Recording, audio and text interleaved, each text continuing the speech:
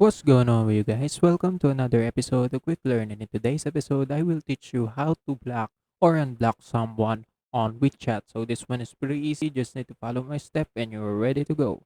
So first, open your WeChat. So since I don't have an account right now, I will show you how to do it. Just in your profile page, just click contact right here. And in your contacts, you can choose someone you can block.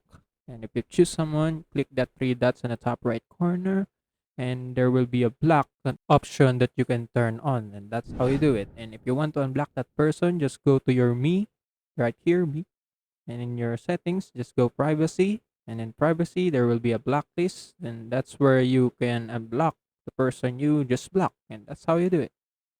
And that's it for today's episode. If you want more to this channel, please like this video, click the notification bell, and don't forget to subscribe. See you in the next one.